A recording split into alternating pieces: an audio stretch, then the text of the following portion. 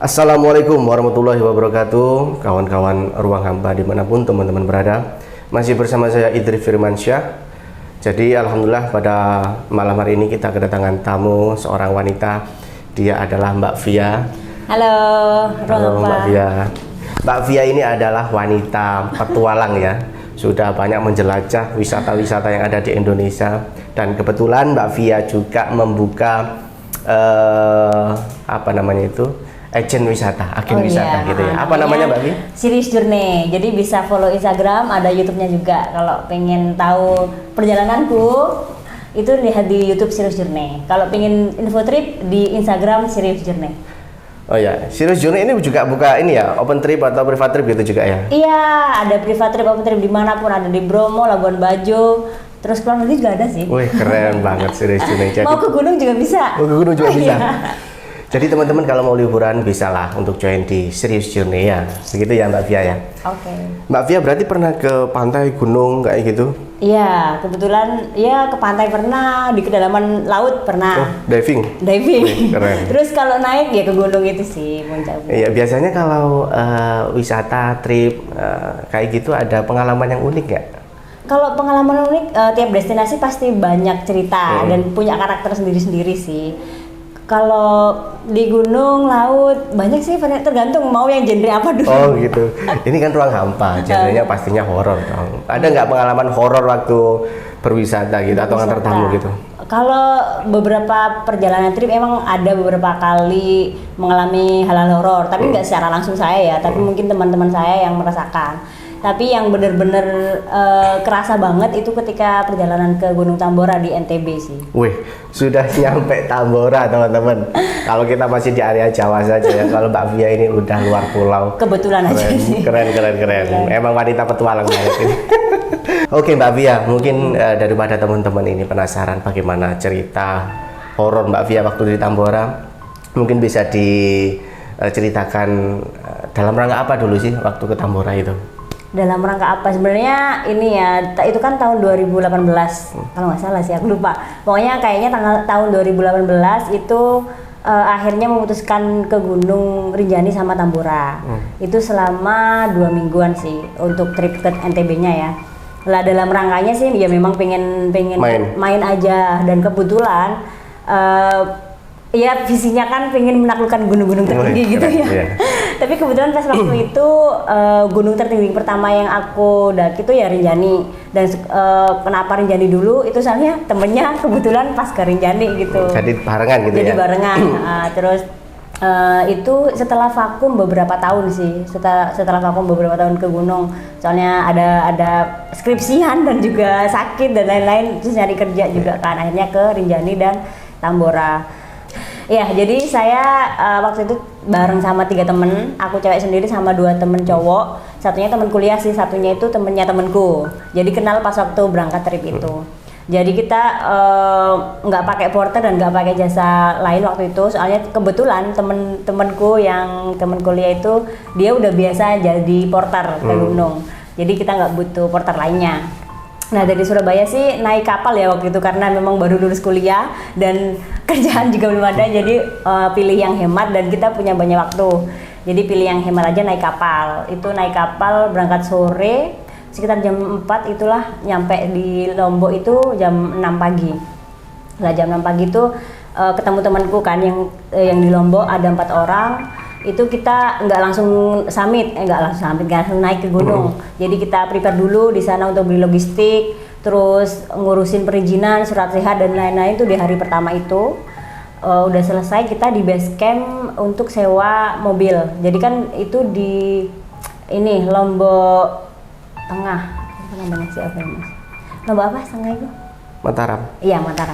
Ya, itu kita di Mataram. Dari itu kan kita rencana mau naik via Sembalun. Dan itu masih butuh waktu lumayan lama. Kira-kira sejam apa 2 jam aku lupa. Itu akhirnya kita rental mobil berangkat bertujuh dari Mataram ke Sembalun.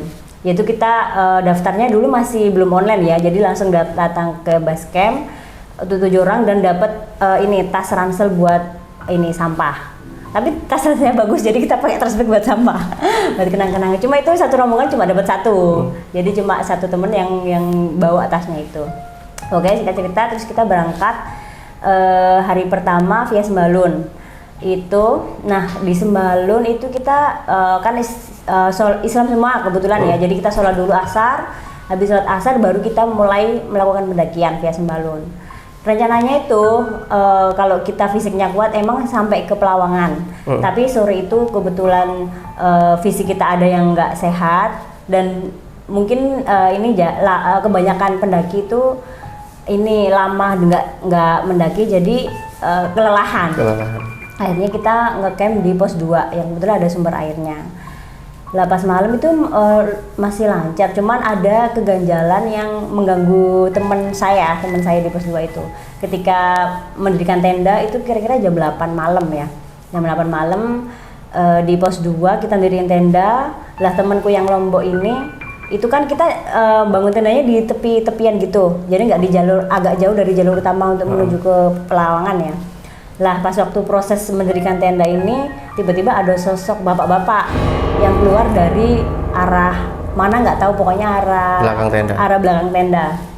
Tiba-tiba dia itu kayak nggak tahu ya sosoknya gimana, aku agak lupa, tapi kayaknya dia tuh sosoknya kayak pakai jubah putih-putih gitu, terus ada pakai sorban, pokoknya nggak pakaian pendaki lah. Itu habis itu dia nanya ke teman saya itu, Mas mana ya ini jalur untuk turun ke pos perizinan. Lah terus itu nggak ada pikiran apa-apa temanku, ya udah dijawab aja kalau melalui agak ke tengah untuk lewat mau turun ke base camp. Udah itu udah nggak dipikirin lagi. Tapi pas waktu malam temanku kepikiran kok dari arah belakang tenda, sedangkan belakang tenda itu nggak ada apa jalan untuk rute pendakian ataupun turun gitu kan. Nah habis itu esok paginya dilihat sama temanku ternyata jurang. Belakangnya tenda jurang. Belakang tenda itu udah jurang kayak nggak ada jalan lah untuk misalnya kita mau naik atau turun, nggak ada. Jadi dari situ temanku udah mulai takut, agak khawatir, tapi nggak cerita ke kita. Cuman dia tahu, dan ternyata bapak-bapak itu muncul dari jurang itu tadi. Udah terus abis itu kita naik, udah nggak ada gangguan. Cuman di Pelawangan kita naik pukul berapa itu? Naiknya harusnya kita rencana jam 8 kan, tapi buat sarapan dan prepare itu jam 9 baru kita mulai berangkat dari pos 2. Nah dari pos 2 itu yaitu sih kita tetap jalannya pelan-pelan, soalnya kan ada cewek 2 orang, aku sama temen cewek, yang lainnya cowok-cowok. Lah kebetulan yang salah satu cowok ini kakinya juga udah cedera pas waktu di pos 2, jadi jalannya nggak bisa cepet. Lah itu dari jam 9 kita naik, itu melewati beberapa pos. Dan di pos terakhir itu ada namanya tanjakan Asu ya, apa. Pokoknya itu dia emang rutenya agak terjal banget. Jadi emang harus bersabar. Nah, di hari itu kita dari pos 2 itu ke Pelawangan kan berangkat jam 9. Nyampe Pelawangan itu jam 3 sore.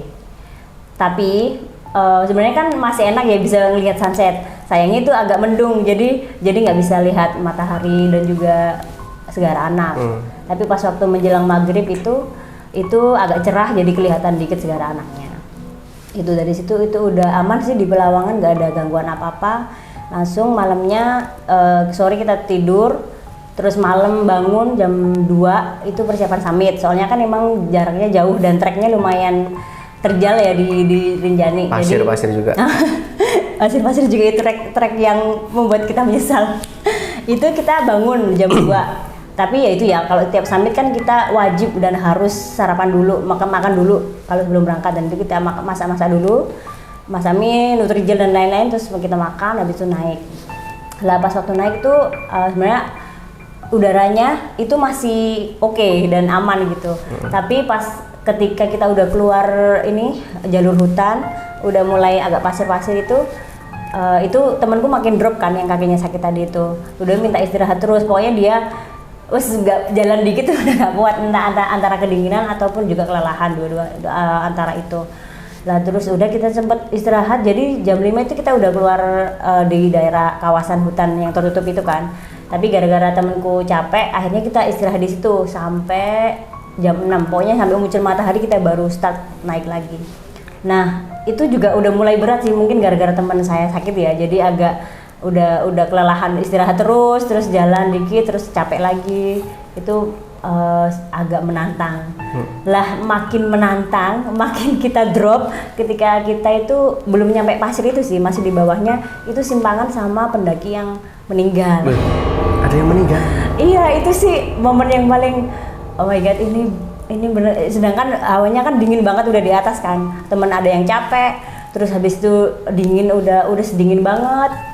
Udah pakai jaket double tapi tetap kedinginan. Terus ada itu tadi ada porter yang dia nandu cowok sih, dia cowok katanya ya cowok, terus dari puncak itu dia ditandu katanya itu awalnya aku nggak tahu kalau itu meninggal kan. Habis itu teman yang di belakang itu nanya ke bapaknya, Pak kenapa meninggal hipotermia gitu. Langsung ini terus habis itu udah down kan, udah down semua kayak oh my god ini udah dingin, terus capek kerasa, itu masih jauh banget, belum yang pasir yang kita naik turun lagi tuh belum sampai situ udah drop. Habis itu gimana ya ini? Itu aku diem aja kan, itu baru pertama kali ke gunung ketemu hal yang kayak gitu. Habis itu temanku yang biasa jadi porter bilang gini, ya udahlah nggak apa-apa, kita pelan-pelan aja, nggak usah maksain, kalau sampai ya alhamdulillah, kalau enggak ya udah kita turun lagi, nanti next mungkin bisa kesini lagi gitu. Akhirnya ya udah kita udah diem dulu 5 menit itu kita diem dulu sambil merenung itu dari kan, apalagi temanku yang tadi yang kakinya sakit itu masih di bawah, katanya sih pengen turun kan, tapi kita nggak tahu, nggak mungkin ngantar turun, jadi satunya itu masih nunggu di bawah, yang kita berenam itu masih lanjut naik. Itu yaudah kita akhirnya masih lanjut naik, itu pelan-pelan banget sih emang, dan soalnya kebayang ada orang meninggal itu tadi kan. Jadi yaudah pokoknya temanku bilang pokoknya nggak usah maksain, kalau misalnya capek istirahat, jangan dipaksa. Ya emang kalau ke gunung kan gitu ya, jadi kalau kita semakin maksa kita semakin capek, jadi bener-bener kalau capek ya udah istirahat, pokoknya motivasi diri sendiri aja kalau kita bisa nyampe puncak. Akhirnya itu, dan kita masih naik, itu udah jam 10 dan orang-orang pada turun, kan semakin mentalnya kita semakin down ya. Jadi orang pada turun, kita masih proses untuk naik. Itu akhirnya masih naik, lah nyampe di pasir-pasir itu yang bener-bener ngasih banyak pelajaran sih. Jadi kita harus bener-bener sabar, terus tumpuhan kita untuk nyari langkah juga harus tepat. Kalau misalnya nggak tepat, ya udah itu kita turun terus kan, nggak bisa sampai puncak. Dan di trek ini tuh ini sih sangat berkesannya itu, jadi seolah-olah di depan itu udah nyampe puncak, udah nggak ada ini ya naik lagi. Ternyata udah nyampe situ ada masih naik lagi. Oh ya ujian banget ya ini ya, udah itu hampir nyerah sih aku. Udah tinggal 1 timungan sih, dan itu udah kayaknya aku nggak kuat deh. Tapi temen gue yang nyemangatin, nggak apa-apa, bisa kok, bisa, nggak apa-apa, pelan aja. Dan itu baru pertama kali aku ke gunung menyesal. saking susahnya dan juga capek ya, jadi kayak aduh aku nyesel ngapain sih aku kesini, ya Allah enakan di kasur. Itu baru ya udah akhirnya tetap jalan dan nyampe puncak, alhamdulillahnya. Itu masih ada 1 rombongan doang sih, jadi aku nyampe itu masih ada 1 rombongan, dan itu tinggal rombonganku sama 1 orang itu nyampe puncak. Jam berapa? Jam 10 kayaknya, apa jam 11, pokoknya udah siang dan orang pada turun. Dan itu ya kita menikmati, ya anginnya kenceng banget sih, tapi nggak yang mesti nggak badai gitu. Soalnya tapi emang sebelumnya itu kenceng banget, soalnya ada orang meninggal. Katanya kan kata-katanya aku dengar kalau ada orang hilang atau meninggal di gunung kan pasti cuacanya langsung memburuk gitu kan. Dia itu sempat memburuk, tapi pas siang-siang itu udah mulai anginnya udah mulai lumayan oke. Nah itu setelah dari atas kita langsung turun, nggak lama-lama turun. Nah dari Pelawangan itu pengennya kan langsung turun ke Segara Anak.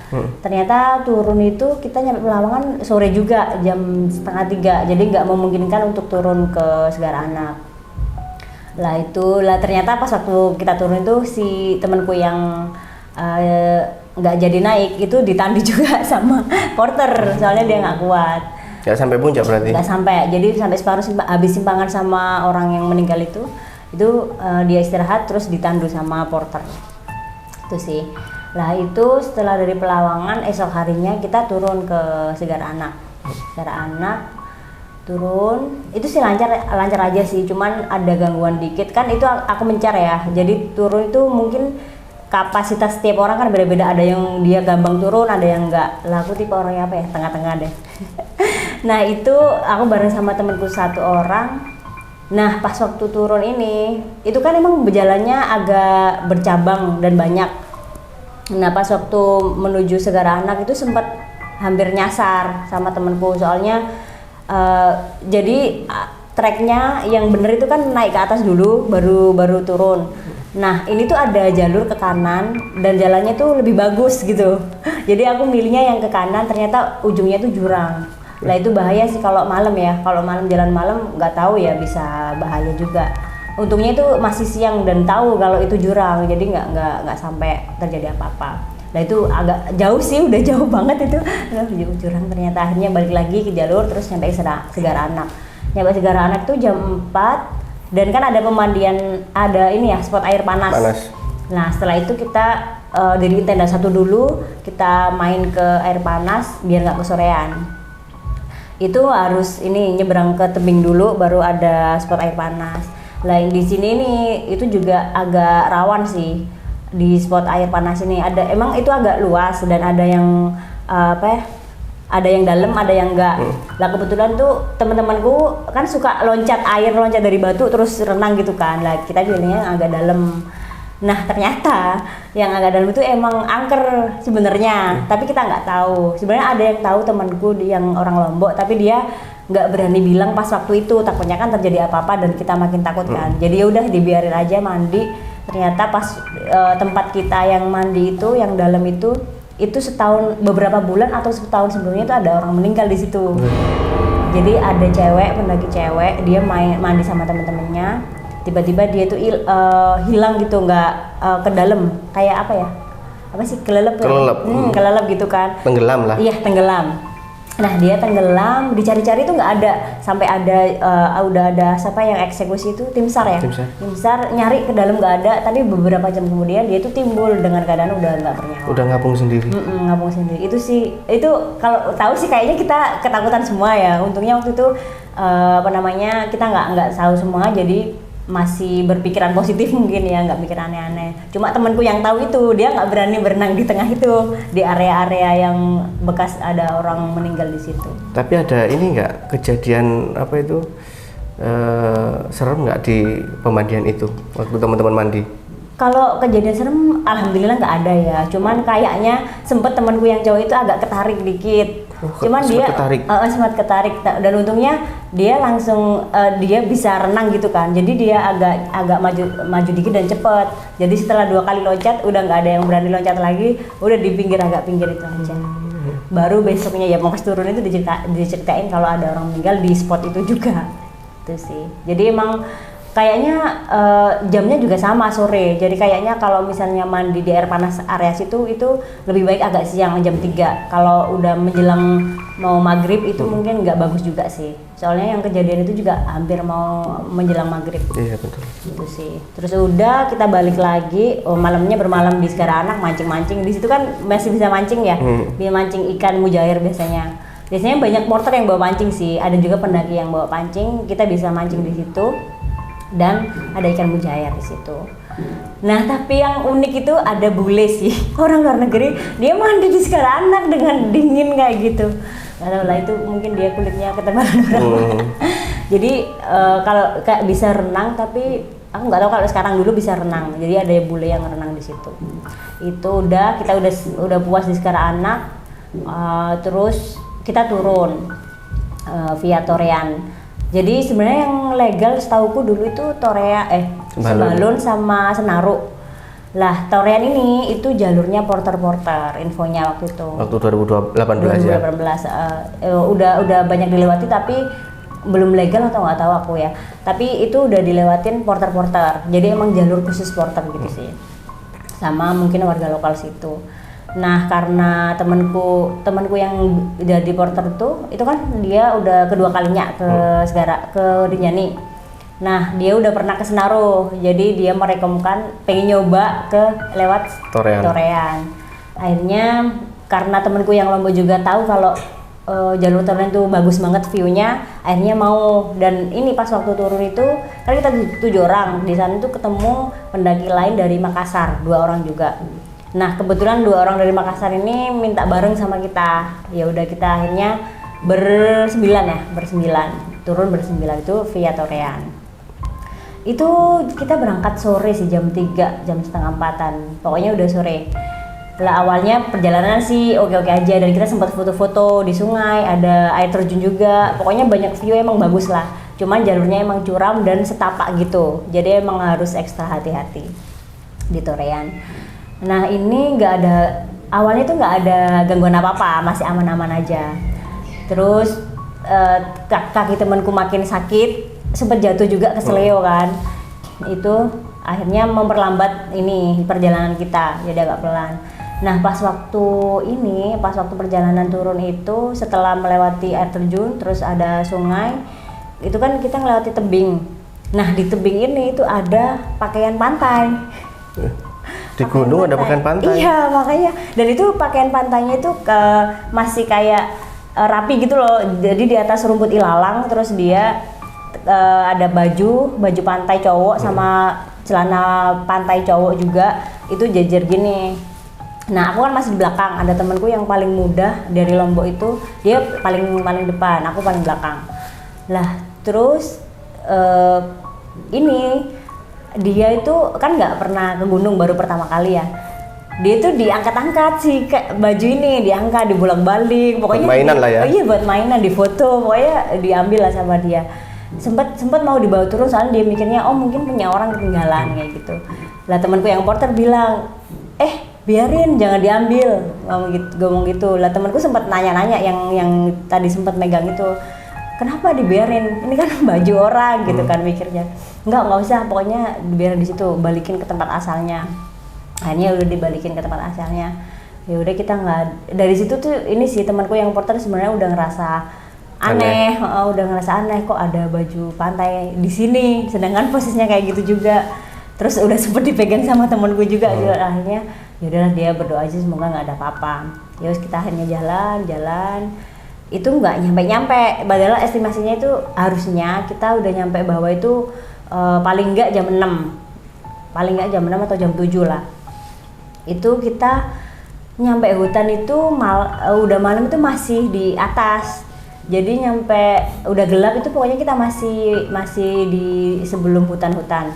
Nah, baru setelah jam 6 itu ada pohon gede, kita kan sempat kecapean mau istirahat lah. Temanku ada 2 orang yang bisa ngerasain dan juga ngelihat itu, dia ngasih isyarat jangan istirahat di sini, mending kita agak ke depan gitu.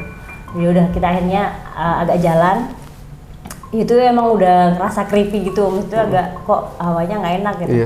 Jadi kita tetap jalan, udah jalan itu udah mulai masuk hutan, itu udah malam jam 6, jam 7, jam 6.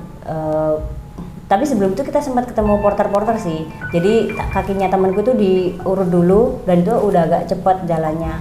Dan dia bilang katanya, oh bener ini berjalan masuk hutan dulu beberapa jam, sejam atau beberapa jam, nanti ketemu sungai kering terus kebun jagung. Jadi mikirnya kita, oh ini berarti udah bentar lagi nyampe.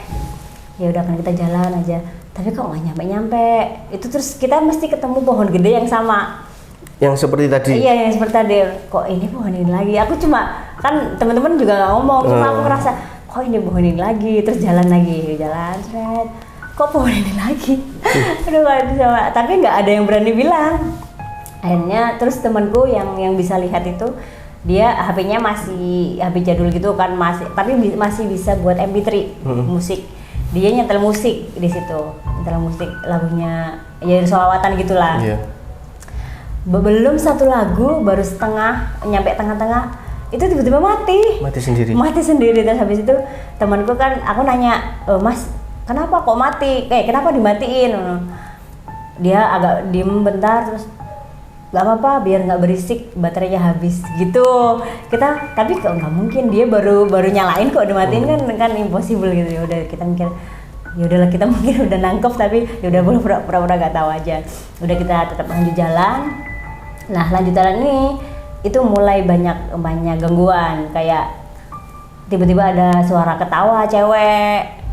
Terus dari itu awalnya jauh kan, tiba-tiba deket, kadang itu deket terus tiba-tiba jauh kayak gitu. Kamu juga dengar itu? Dengar, tapi dengarnya gantian sih. Maksudnya pertama itu yang belakang denger, tapi yang agak maju dikit nanti yang depan yang denger kayak gitu.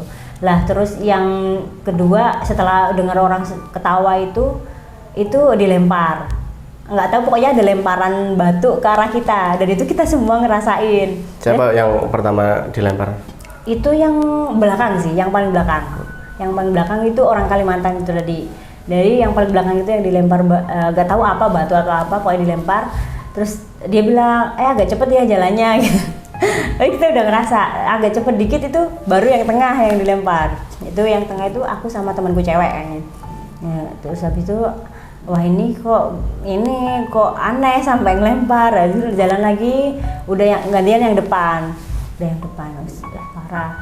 Terus ternyata yang temenku yang belakang pas waktu di basecamp tuh cerita dia diikutin si cewek itu yang ketawa tadi. Yang ketawa tadi. Jadi sempat nangis juga di belakang itu.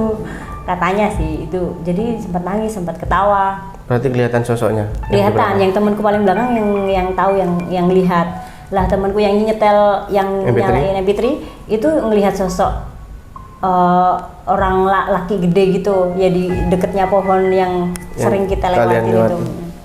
Ya di situ, cuman kan nggak berhenti. Itu nyampe basecamp jam berapa itu? Itu nyampe basecamp jam 9:30 malam. 9:30 malam, jam 9:30 itu pokoknya di situ setelah kita dapat gangguan itu ya sempat dengar suara warga gitu. Mikir kita itu udah mau nyampe nih. Udah ada suara orang-orang, terus ada suara motor juga. Ternyata masih lama dan itu kita dengar suara motor, suara warga itu masih 2 jam ke kebun jagung yang harusnya udah nyampe perkampungan. Itu sih. Jadi udah nyampe kebun jagung tuh kita udah. Jadi selama di hutan kita nggak pernah istirahat sama sekali meskipun dalam keadaan capek. Soalnya takut itu tadi. Iya. Baru kita nyampe tahu ada kebun jagung, itu baru kita udah istirahat dulu. Ya duduk di kebun jagung itu. Soalnya kita tahu kalau di kebun jagung itu udah deket perkampungan dan ada ojek kebetulan. Jadi kita udah ngerasa aman. Jadi selama di hutan itu kita nggak pernah istirahat sama sekali karena ketakutan. Itu sih. Jadi setelah itu udah nyampe di base camp Torean baru itu ya teman-teman cerita semua yang lihat itu ya udah berarti yang kamu alami sendiri ketika itu apa selain dilempar dan dengar ketawa tadi itu?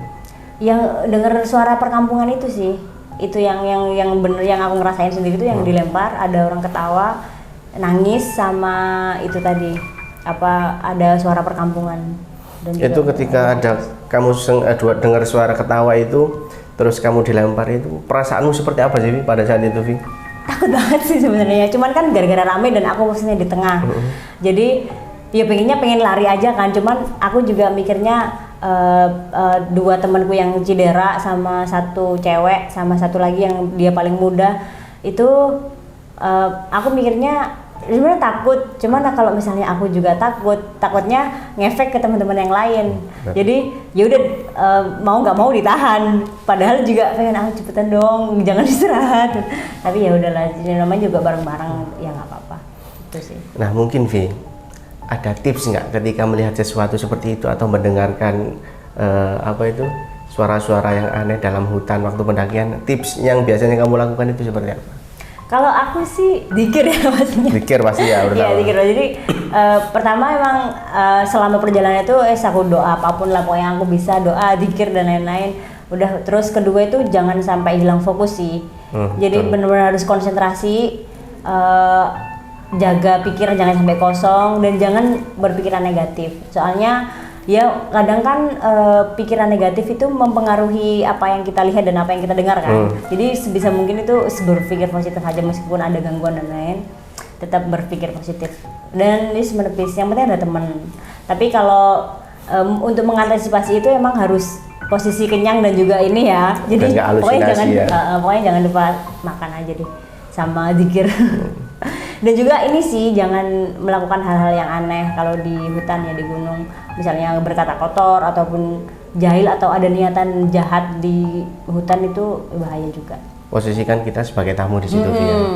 Ya, jadi kan harus sopan. Iya betul. Iya, habis dari base camp Torean, lanjut kemana lagi nih? Dari base camp Torean itu berapa hari berarti ya tadi? 3 hari. 3 hari. 3 hari.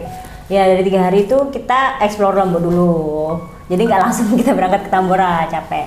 Explore Lombok berarti ya? Explore Oke, Lombok. cukup Vi. Ya teman-teman, itu dia perjalanan Via mendaki Gunung Rinjani dengan berbagai macam kendala dan teror-teror yang ada di Rinjani ya. Pasti ini kan masih ada berlanjutan ya Via.